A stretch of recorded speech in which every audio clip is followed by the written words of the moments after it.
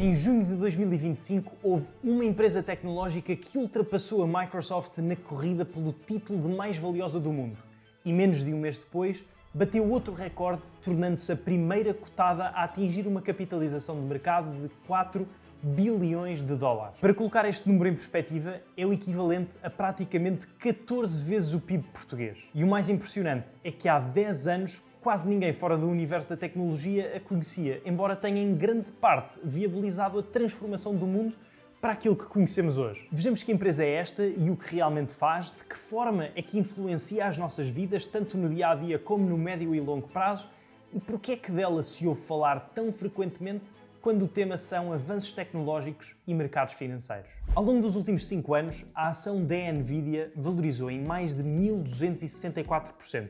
E aquilo que toda a gente quer saber é porque é que isto aconteceu e se vai ou não continuar. A resposta à segunda questão depende daquilo que cada pessoa acredita ser o futuro. Mas à primeira é óbvia, basta olhar para trás. A empresa foi fundada em 1993 na Califórnia por 3 pessoas. Jensen Huang, que tinha 30 anos na altura e foi o primeiro e único CEO da Nvidia, Chris Malachowski, de 34 anos, que ainda hoje assume um papel de liderança na área tecnológica, e Curtis Priam, com a mesma idade, que não tem qualquer envolvimento na empresa desde 2006, dedicando-se desde então à filantropia. A missão que os 3 tinham em comum era clara: construir um processador gráfico que viabilizasse a revolução 3D na indústria dos jogos eletrónicos e multimédia. Apesar de a terem atingido, o caminho não foi fácil nem linear. Segundo Mark Stevens, atual membro do Conselho Executivo e um dos primeiros investidores na Nvidia, a empresa quase entrou em falência 3 vezes nos seus primeiros 5 anos de vida. Uma delas a quando do lançamento do primeiro produto, um cartão multimédia que não gerou qualquer tipo de interesse por parte da indústria. Depois, em 1997, aconteceu outro lançamento que gerou as primeiras dezenas de milhões de dólares em receita.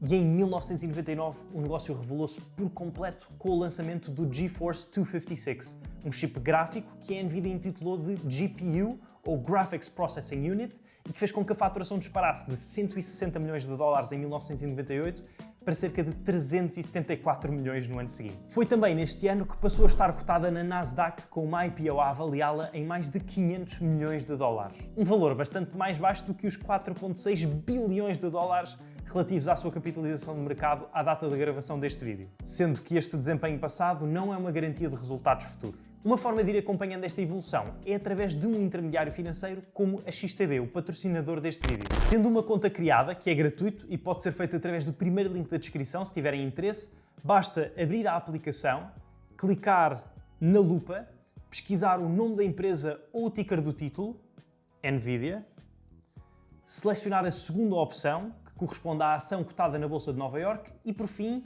já no menu, andar para baixo até à secção Informações Básicas, que apresenta a capitalização do mercado logo em primeiro lugar, seguindo-se depois outras métricas financeiras relevantes. Como costumo referir, é imprescindível que se faça sempre uma pesquisa própria antes de investir ou recorrer a qualquer instituição financeira para o fazer. Para quem não está 100% a par destes termos tecnológicos que mencionei, vou tentar dar algum contexto. Nos computadores pessoais dos anos 80 e 90, todos os processamentos eram realizados pelo CPU, ou Central Processing Unit, o processador, que funciona como o cérebro geral das máquinas. O problema que os fundadores da Nvidia identificaram foi que os CPUs são processadores versáteis, mas sequenciais, o que significa que, apesar de conseguirem executar instruções diversas umas a seguir às outras, são pouco eficientes quando se trata de repetir os mesmos cálculos de forma rápida e em simultâneo, precisamente aquilo que é necessário para gerar imagens em 3 dimensões. Esta falha materializava-se em jogos e programas com gráficos pouco detalhados, lentos e sem realismo, como estes. Em 1999, com o lançamento do tal produto revolucionário, literalmente,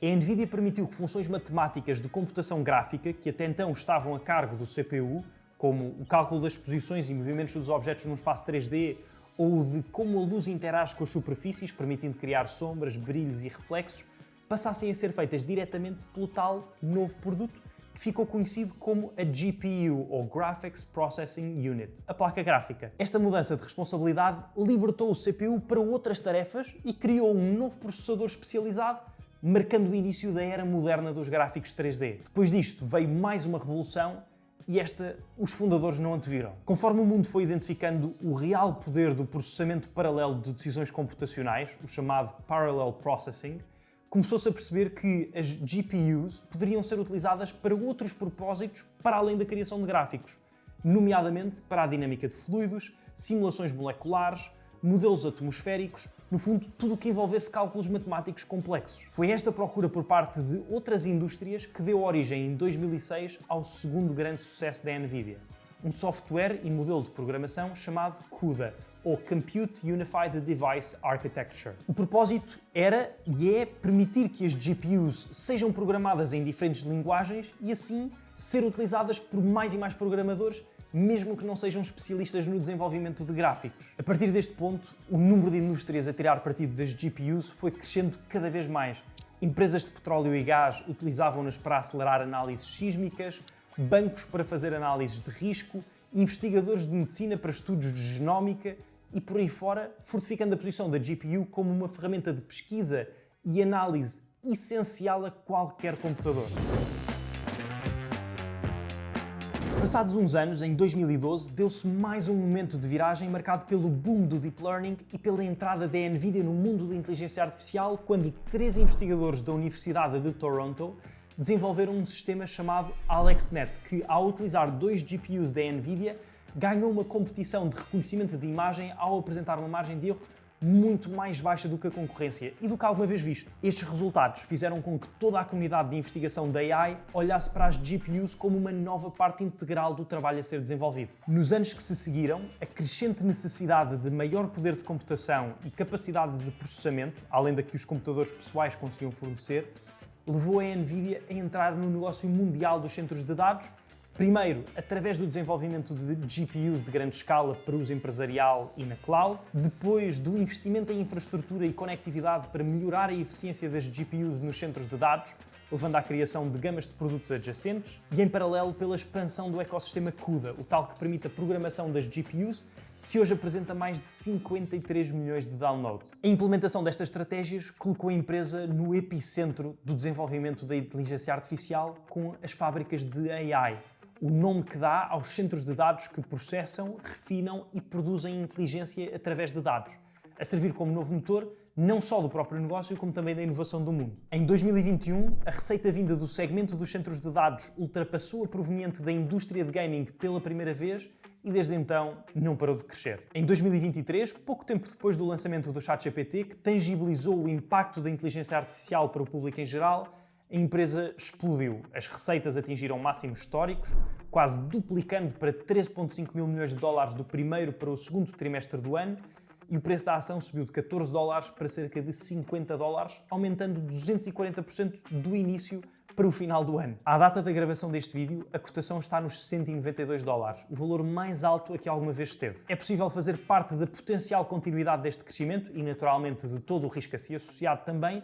ao investir na NVIDIA comprando uma sua ação, que pode ser feito através da XTB. Para tal, basta seguir os passos que descrevi anteriormente. Através da aplicação, clicar na lupa, pesquisar o nome da empresa, NVIDIA, selecionar a opção desejada e depois, já no menu do título, definir o número de ações ou o montante a aplicar, clicar em comprar e confirmar a ordem de mercado. Relembro que nada do que é dito deve ser interpretado como uma recomendação de investimento, não sou consultor financeiro. Quando se investe, o capital está em risco e o valor dos investimentos pode subir ou descer, sendo possível obter de volta um valor inferior ao aplicado. Independentemente de se escolher investir ou não, o que é inegável é que estamos perante uma empresa que passou de fabricante de placas gráficas para gamers a arquiteta da revolução da inteligência artificial. E o mais impressionante, pode ser que ainda estejamos apenas no início. O futuro é impossível de prever. Não se sabe como é que as concorrentes como a AMD e a Intel vão evoluir, se outras novas vão surgir com soluções ainda mais inovadoras e eficientes, ou se um qualquer desastre vai acontecer. Ainda assim, o presente é fácil de observar. E aquilo que nos diz é que hoje a NVIDIA está na vanguarda da chamada revolução da inteligência. E apesar de não criar as aplicações que nós, como consumidores finais, vemos e utilizamos diretamente, é quem está nos bastidores a permitir a sua produção ou correto funcionamento. Para além de ainda estar presente numa grande parte dos computadores e portáteis de gaming, a criar gráficos cada vez mais realistas, o logótipo da NVIDIA está nas GPUs dos centros de dados usados para treinar os maiores modelos de AI que estão disponíveis atualmente, como o ChatGPT da OpenAI, o Claude da Anthropic, o Gemini da Google e o Copilot da Microsoft, nos servidores que treinam e otimizam os motores de recomendação que prevêem aquilo que vamos gostar e nos sugerem vídeos no YouTube e filmes na Netflix, em vários carros elétricos da Mercedes, da Volvo, da Tesla, da BYD e outras que utilizam os chips específicos para a indústria automóvel da Nvidia para detectar vias de circulação, passadeiras, peões e sinais de trânsito em tempo real, tendo por base dados recolhidos pelas câmaras e pelos sensores dos automóveis, e até nos hospitais e clínicas a que vamos fazer ressonâncias magnéticas, raios-x e outros exames, cujos relatórios e diagnósticos já podem estar a ser auxiliados pelas plataformas para a área da saúde desenvolvidas pela Nvidia. Podia ficar aqui horas a listar as restantes instâncias nas quais os produtos desta gigante são utilizados, mas acho que estas já dão para perceber o porquê de estar não só nas bocas do mundo, como também nos bolsos, ou melhor dito, nos portfólios das duas maiores investidoras institucionais do globo, precisamente por causa dos ETFs que gerem. A Vanguard Group, que detém a participação mais alta na Nvidia de mais de 9% do seu capital, e a BlackRock com quase 8%. Ficando no ar a questão, será que faz mais sentido investir diretamente em ações da Nvidia ou em ETFs da BlackRock e da Vanguard, onde esta seja só mais uma das empresas que os integra? A resposta surge neste vídeo, a aparecer agora no ecrã, onde exploramos a fundo as vantagens e desvantagens de cada opção. Espero que tenha sido do vosso agrado, um gosto é muito valorizado, desejo-vos tudo bom, um abraço e vemo-nos no próximo.